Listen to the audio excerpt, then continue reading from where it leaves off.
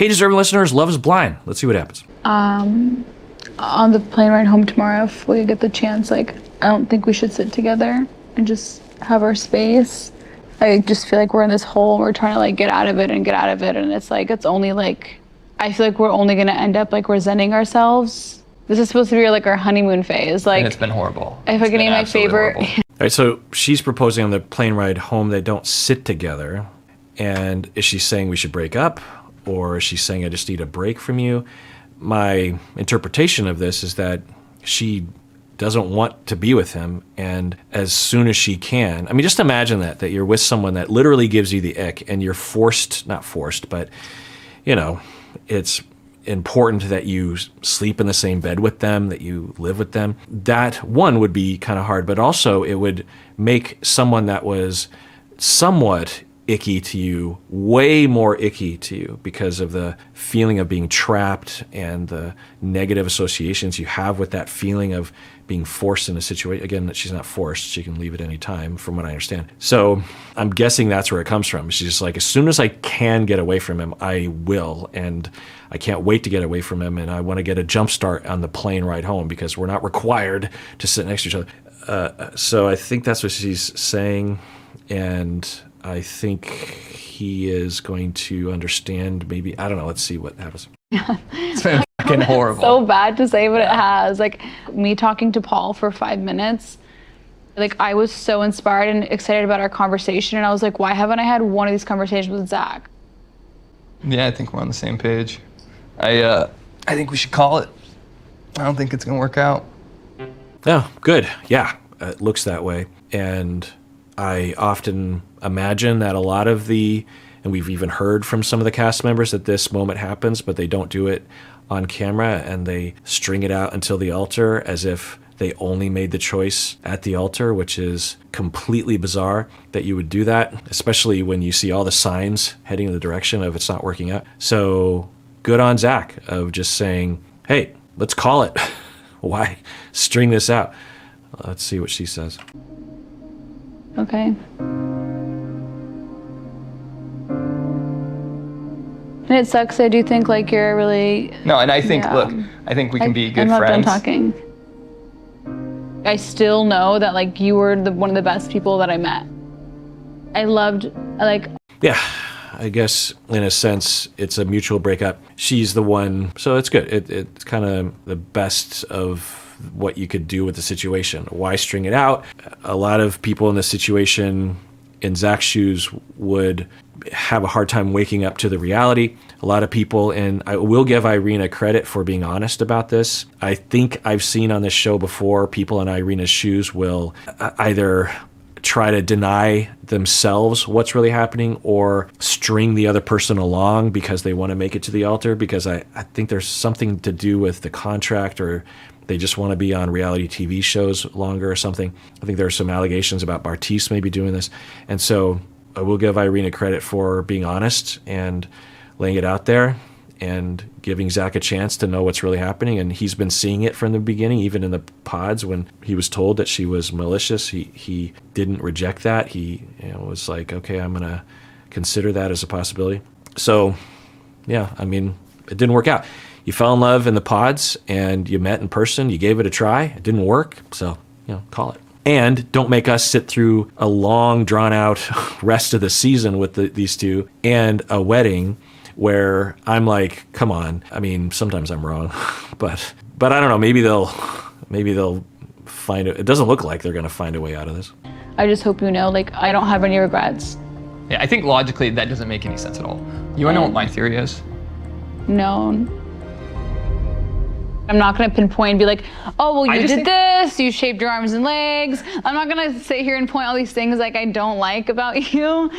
I'm not going to. I think it's just chemistry. You can just say chemistry. In fact, a lot of people don't. They will identify those things, like you shaved your legs. And I'm pretty sure that if you had chemistry with someone, you would not care if they shaved their legs, So, or anyway, you get my point. So, just, it seems like chemistry.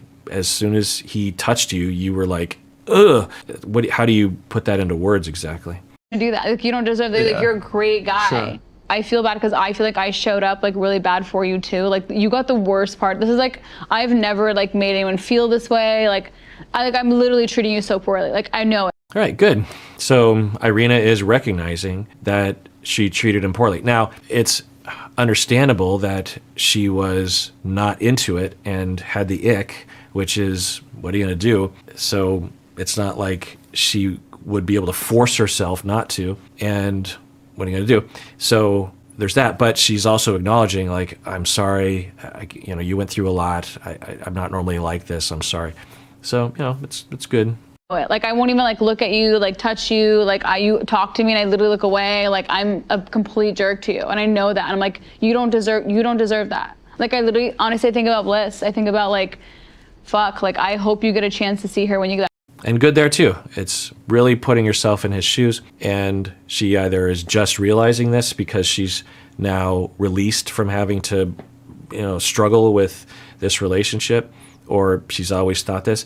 Irina is a conundrum. She has obviously some problematic behaviors, particularly when she's around Micah. Perhaps top echelon problematic behavior that I've seen in these shows. And at the same time, she can be very honest and empathetic. That's what she's doing right now. And self-deprecating and non-defensive and open. So it's a conundrum, and people are multifaceted. Back to Seattle. Like I really hope you do. And like, and it didn't, just because it didn't work out with me, like maybe she was the one. Like maybe you did get the wrong choice. And like, I'm so glad that we did try and like. Yeah, I don't know how hard you tried, but it's been absolutely horrible sleeping in this bed with you. Okay, really? Yeah. Shut up. Do not be so fucking dramatic. It's been horrible. Yeah, that'd be pretty bad. So he's framing it as she didn't try. I think I would frame it, and maybe that's possible, but I would frame it as, and they often will frame it that way, when there's a no at the altar. They'd be like, I'm mad at you because you didn't try. Do you really want your partner to have to force themselves to love you and spend time with you and touch you? It's just one of those things that you either want those things. I mean, with me and my wife, I would have to force myself not to love her and want to hug her and be with her and spend the rest. It would be really hard for me to resist those things. That's what you want, right? So this idea that you voluntarily refuse to try.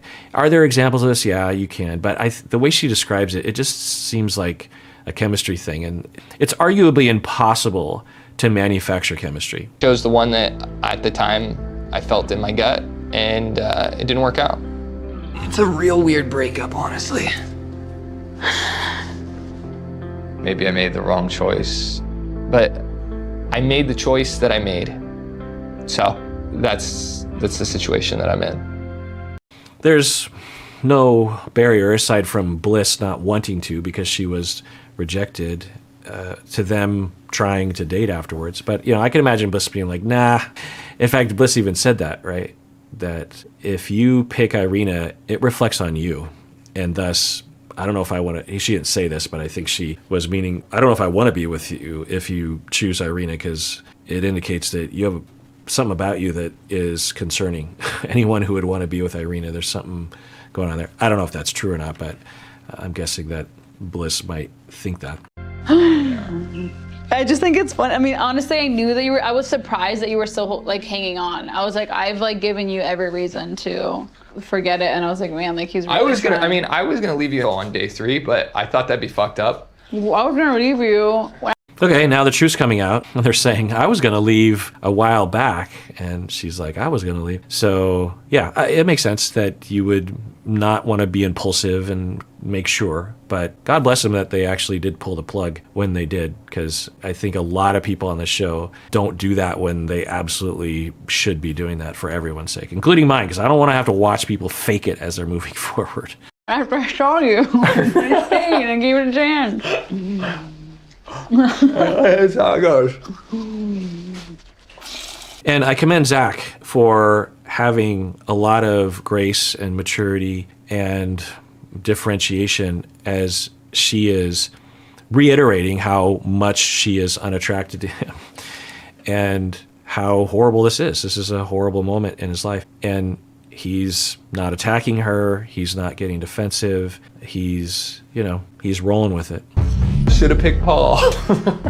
I mean, when I started talking to him, I know this was like the realest conversation I ever had. Yeah, I'm not blind. Like, I could see it. I know, but like, I thought about him a lot in our conversations. And then seeing him yesterday, like, I literally could not sleep like all night. I really like him. Wow, so she's going on the record, which is her way, to be honest, about things that she really, really wants to be with Paul. I think that is potentially an option, depending on how Paul feels about it, because don't know how Micah feels about Paul. So, I don't know. I know that, like, Micah really likes him and they have, like, a really good relationship together. Like, he's my best friend. Like, that's so fucked up, you know? You're just gonna be breaking up all the relationships. Yeah, and to highlight it, if from Irina's perspective, and who knows what she's heard really from Micah, but there's a chance that from Irina's perspective, Paul and Micah have a good relationship and they're engaged and they're going to get married. And Irina is having feelings for Paul, which is, you can't do anything about feelings, but you can do something about entertaining them. And it seems like Irina is entertaining them, which is interesting that you would do that to a friend. When you are immature and you're a child, you don't necessarily have the wherewithal or the empathy or the goal-directed behavior to the decision-making skills to understand how your actions will impact other people. If I told you about a scenario where there were two best friends and one of them tried to seduce their best friend's fiance, or not fiance, but boyfriend, girlfriend, partner, you would, and I was to say, what's your best guess at the age? You'd probably say kid. You'd say 13-year-old, 14-year-old, because that happens a lot when you're young, because you're young and you're a child. You don't understand. But to be a grown adult and to be... Now, I don't know. Maybe she's just saying, look, I have a crush on him, but I'm not entertaining it. That's not what we're hearing, though. Hey. Hi. Nice to meet you. Me too. How are you? Good. Good. Well,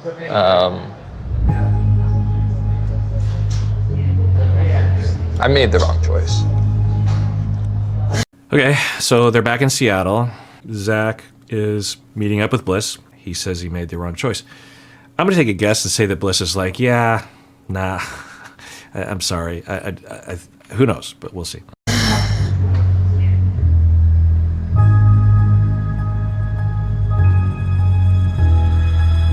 You know I did, and I do too.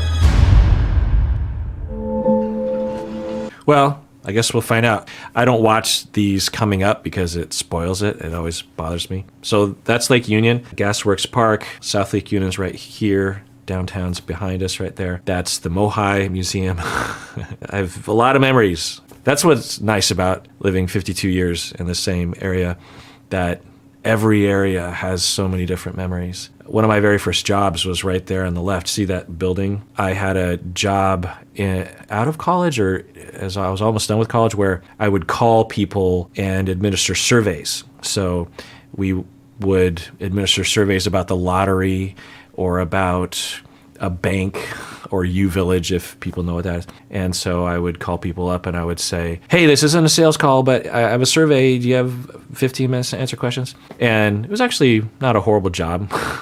It was kind of nerve-wracking to try to convince people to take a survey. A lot of people reject us. And this is so long ago in the early 90s that we didn't have automated phone callers. We actually would call numbers on a card. If you've seen Glenn Ross, the Glenn Gary leads, you would be given this set of cards and you would just go through these phone numbers and then you'd mark down if you called them for something because you didn't want to call the same person over and over again. So I like that job.